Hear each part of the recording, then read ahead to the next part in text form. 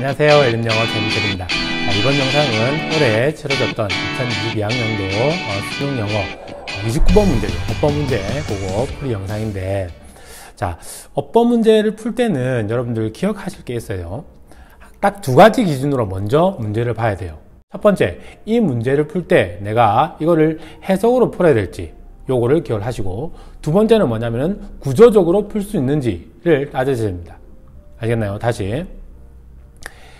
어법 문제를 풀 때 두 가지 기억하자. 첫 번째는 뭐라고? 해석을 해야 되는 건지, 그 다음 또 하나는 뭐라? 구조적으로 풀 수 있는 문제인지를 따지시는 게 중요한 겁니다. 물론 이러한 훈련 또한 여러분들이 연습을 하셔야 되겠죠. 자, 그럼 올해 29번 같은 경우에는 어떻게 여러분들이 접근을 했느냐? 3점짜리라서 좀 어렵게 느껴졌을지는 모르겠지만, 근데 실제로 정답 포인트는 아주 쉬웠던 그런 문제가 됐습니다.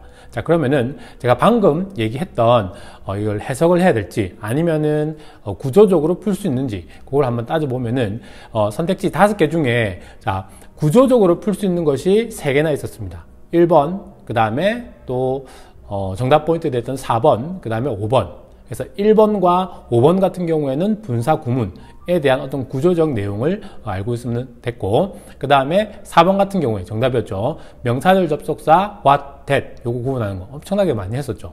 됐습니까? 그래서 이러한 것들이 구조적으로 이제 알고 있으면은 쉽게 정답 가려낼 수 있었던 포인트였고, 그 다음에 해석을 해서 풀어야 되는 그런 문제의 유형은 요번에 이제 선택 2개 나왔죠. 그래서 아마 정답으로 많이 생각을 했었던 그런 보기 중에 이제 대동사 관련해서 이제 was 이런 것들, 그 다음에 differentiate. 자, 요거는 이제 등위 접속사 다음에 동사가 이제 나왔을 때 그 동사 구조가 본 동사를 연결하는 구조인지 아니면은 준동사 형태를 연결하는 병렬 구조인지를 따져야 되는데, 그것은 어떻게 해야 된다? 해석을 해야 된다는 얘기입니다.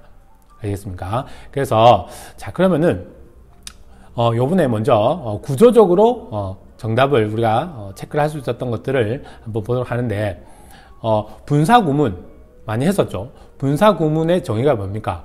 부사절을 ing나 pp로 바꾸는 게 바로 분사 구문의 정의잖아요. 그죠? 그래서 완전한 문장 앞뒤에 올 수 있는 게 부사인데, 그 부사 안에 접속사 주어 동사 들어서 부사절이다 라고 얘기를 하는 거죠. 그죠? 그러면 부사절이 이제 앞쪽에 나온 형태로서 구조를 한번 만들어 보면 접속사 주어 동사 컴마 주어 동사 됐나요? 자, 그랬을 때 이제 접속사를 지우고 분사 구문 만들 때, 그 다음 주어 비교해서 똑같으면은 부사절 주어를 지우고, 그 다음에 부사절 주어가 주절 주어랑 다르면은 부사절 주어를 그대로 살려두고, 그 다음에 동사 형태를 ing나 아니면 pp나 아니면 having pp나 이런 식으로 이제 만들 수가 있잖아요. 그렇죠? 자, 그러면 그랬을 때 우리가 결론적으로 나올 수 있는 그런 구조를 한번 보면, 선택지 1번과 관련해 가지고 producing이 된 거지. 앞에 주어 동사 문장에 나왔어요. 쭉 가다가 컴마 찍고 ing냐 pp냐라고 하는 것, 뒤쪽에 따라 나오는 구조를 보고 ing냐 pp냐라고 하는 것을 판단할 수가 있다라고 얘기했다. 물론 그 ing는 주절의 주어와의 관계가 능동인지 수동인지를 이제 해석적으로 판단해야 되는데, 만약에 produce라고 하는 것과 주절의 주어의 단어의 뜻을 모른다라고 한다면은 해석으로 접근했을 때 능수 관계를 판단하기에는 조금 무리가 있다 해서 뒤쪽 구조, 뒤에 따라 나오는 구조를 보고 ing나 혹은 pp를 정답으로 체크를 하자라는 내용이었습니다. 그래서 ing가 정답일 때는 뒤에는 명사나 명사절이 따라 나오고, 그 다음에 pp가 정답일 때는 뒤쪽에는 뭐 아무것도 안 나온다, 마침표 찍힌다든지, 아니면 일반 부사가 따라 나온다든지, 아니면은 전치사적인 명사 형태가 뒤에 따라 나오면 뒤쪽에 pp를 정답으로 하시는 형태다라고 하는 거. 아시겠나요? 요거 기억해 주시고. 자, 그 다음에 선택지 5번 같은 경우에 each 다음에 responsible 이렇게 나왔지. 됐나요? 자, 그러면은 분사라고 하는 것은 원래는 형용사에서 나온 거거든요. 동사 역할과 형용사 역할을 같이 하는 게 바로 분사인데, 그래서 형용사에서 파생이 되어진 게 이제 분사다라고 보시는 거예요.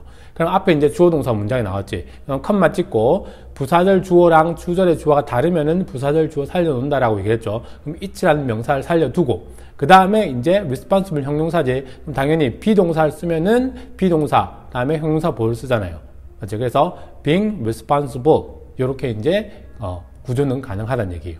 아니면은 아까 얘기했던 것처럼 분사는 형용사에서 파생이 되었으니 접속사 다음 접속사 지우고 명사 다음에 일반 형용사가 나올 수 있다라고 하는 겁니다. 알겠습니까? 그래서 1번과 5번은 분사와 관련된 내용이고 구조적으로 풀 수 있었던 그런 내용이었다. 그래서 틀린 게 아니고, 그 다음에 선택지 몇 번인 거? 4번이죠. 그래서 that, 그 다음에 what 차이. 그래서 명사절 접수가 that 따면은 완전한 문장, 그 다음에 what 따면은 불완전한 문장이 나온다라고 하는 것. 불완전하다라는 개념은 뭐였나요? 주어나 아니면은 목적어, 즉 명사 자리가 빠진 문장이 오면 그것을 우리는 불완전한 문장이다 라고 얘기를 한다라고 얘기를 했죠. 됐죠? 그래서 지금 이 보기에서는 주어 다음에 그 다음에 would be, 그 다음에 complex, 비동사의 보호로서 complex라는 형용사가 왔기 때문에 완전한 문장이 나와서 what 자리에 that을 써야 된다, 이런 내용이었습니다. 아시겠습니까? 자, 그 다음에 남은 선택지 2번 같은 경우에는 대동사와 관련된 문제인데, 실제로 대동사 문제는 비동사 앞에 나오는 동사를 보고 비동사를 받느냐 아니면 일반 동사를 받느냐 라고 하는 것이거든요. 그럼 이거는 어떤 문제다? 해석 문제다라는 얘기입니다. 해석 문제. 됐나요? 그러면은 앞에 나온 동사가 가장 가까운 동사는 become이거든요. 근데 앞에 나온 동사를 따라서 become이 일반 동사니까 was가 did로 바뀌어야 되는 것이 아닌가? 그러면은 was 자리에 become을 만약에 넣는다 치면 became이라고 하는 과거 동사를 넣는다 치면은 의미가 이상해져요. 엄마가 커지는 것만큼 이렇게 되니까 의미상 부적절하다는 얘기입니다. 알겠습니까? 그래서 의미적으로 비동사 다음에 large, 그러니까 비동사의 보호가 지금 생략된 그런 형태다라고 보시는 거예요. 아시겠죠? 대동사와 그 다음에 의미적으로 생략이 된 그런 형태인데, 자, 어쨌든 해석을 해야 돼서 풀어야 되는 그런 문제였다는 얘기예요. 아시겠죠? 그 다음에 differentiates, 선택지 3번과 관련해서 요거는 앞에 나오는 그 동사, 그게 뭐죠? 갑자기 생각이 안 나네요. 네. shift라고 하는 그 동사 하고, 그 다음에 differentiates라고 하는 동사하고 두 개 이제 병렬 구조로서 적절하게 이루어졌다라고 하는 것. 아시겠죠? 차이를 만들다라고 하는 것. 그 다음에 또한 여기서 한 단계 더 나간다라고 한다면 우리가 태를 또 한번 기억을 해봐야 되는데, 뒤에 into 명사, 전치사 명사가 나왔다는 얘기는 그 동사는 자동사이든지 아니면은 수동태가 맞거든요. 그래서 differentiate라고 하는 것은 변화되다라고 하는 거, 차별화시키다라는 자동사예요. 아시겠죠? 자동사는 수동태가 될 수가 없다라고 하는 거, 그것을 기억해 주시면 되겠다. 됐습니까? 물론 이번 29번 문제 같은 경우에는 문법 포인트들이 좀 중요한 내용들이 다 숨어 있었는데, 명심해야 될 것은 딱 두 가지를 먼저 기억을 하자. 제일 먼저는 이게 해석을 해서 풀어야 되는 문제인지 아니면은 구조적으로 문제를 풀 수 있는지를 판단을 하자. 물론 연습이 필요하겠죠. 그렇죠. 그래서 해석은 일단은 뒤로 빼고 구조적으로 먼저 따져서 정답이 나오는 경우가 있으니 그렇게 마킹을 하자라고. 되겠습니까? 매년 제가 한 해에 치러졌던 그 모의고사를 토대로 해서 이번 수능에는 어떠한 문법 포인트들이 주로 많이 출제가 되고 정답 포인트는 이렇게 될 것이다 라고 하는 것을 올리는 그런 강의가 있을 겁니다. 그래서 그 강의들을 기본적으로 여러분들이 공부를 먼저 하시고 난 이후에 제가 강조드렸던 문법 문제를 볼 때는 이것이 해석 문제인지 구조적으로 풀 수 있는 문제인지를 구분하는 연습을 해서 구조적으로 먼저 풀 수 있는 것들을 체크를 하자라고 합니다.